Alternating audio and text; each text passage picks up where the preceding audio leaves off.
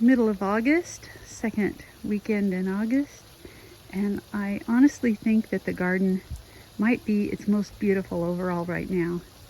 Here's these beautiful dahlias that had not expected to come back. They're in bloom, and the roses are in a second blooming right now. And I'm very happy with this little flower bed. These ferns and the Irish moss are looking really good. I love the little tiny flowers on the Irish moss. It's great.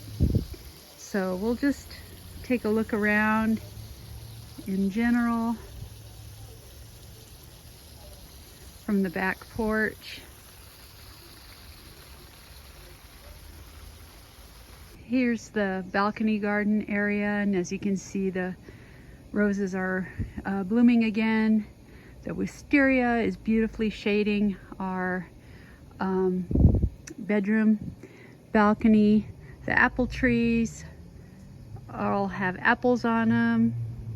There's one of the apple trees. The little red climber that's in that pot even has buds on it.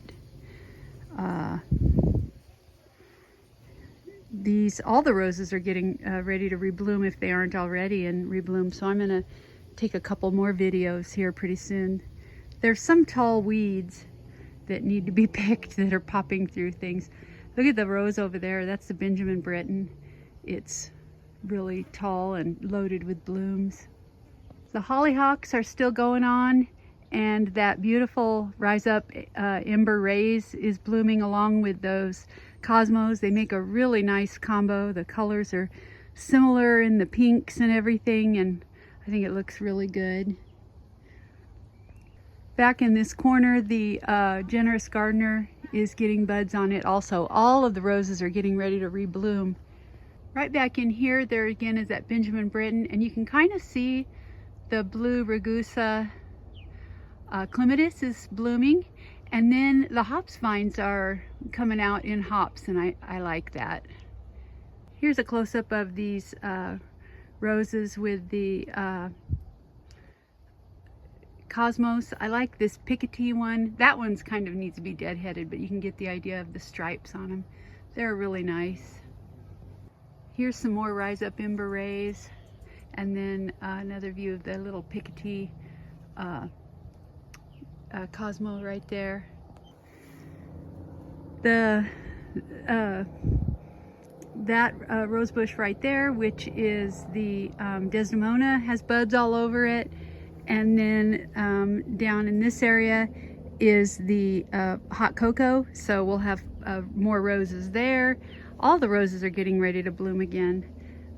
That's the one of the Queen of Swedens right there. This looks pretty in a wild way. Just some calendulas that have self-sown, and then the pansies are pouring out of there. I think that's kind of pretty, even though that grass needs to get out. Here's the Sceptred Isle. Oh, it's one of my favorite roses. Here's this beautiful Japanese anemone. I've got 4 around the yard. This one's the happiest, so I'm gonna try to recreate the same conditions for the other ones.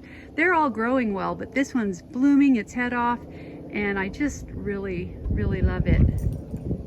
Funny thing, these pulsatillas have rebloomed. Them, and then there's some primroses that are reblooming, so I don't know, it's kind of funny that they're doing that. This is so beautiful. This mother of pearl has come into its own this year. It's its 3rd year, so that makes sense, but I mean, it has just done great. And the roses are so pretty because even when they're in full-blown bloom, they still look good. I really like them.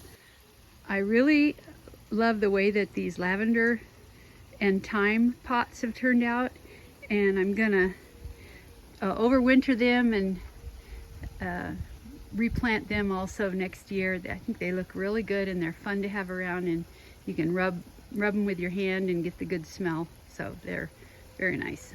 Here's the wonderful Wollerton Old Hall, and it's doing great. Over here, the Lark Ascending is reblooming, and I mean, I just think that this here, it's gotten so tall. This Lady of the Lake is turning into like one of my favorite features in the whole garden.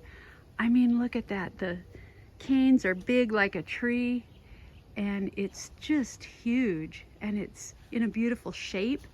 Look at those blooms on it. It's probably 15 feet tall now. It's grown a lot, and I just am so happy about it. I think it's really beautiful. I think this whole area looks really good. You've got the pink, there's pink roses from the Royal Jubilee Rose back there. They blend in with the pink echinaceas, and then these different shades of pink and burgundy of the cosmos looks really good. And I think this bed just looks really pretty. And then there's Bathsheba rose back in the corner right here. Got some summer squash in a pot, and this is so special. I adore these gomphrenias, especially along with the white French lace rose. These gomphrenias, I'd never grown them before. They came up from seed really easy. They transplanted, and I just think they're so beautiful. I'm gonna do a whole bunch of them next year. I'm gonna go around and get a different view. So here they are from this view, and I just think that it looks so good. The red gomphrena with the little gold dots on it, and then the white French lace rose. They're just so beautiful. They're really nice. And then of course we've got the cosmos right there, and then the Rise Up Lilac Days is there.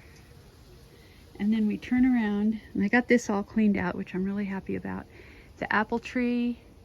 That Fuji might have some decent apples on it. They're a good size. And some of them don't seem to have wormholes, so I'm really happy. And then the raspberries in this corner are late raspberries, so they're coming on, and they're delicious. They're not as numerous as the earlier kind of raspberries were, but they're really big and beautiful. They're Joan Jays.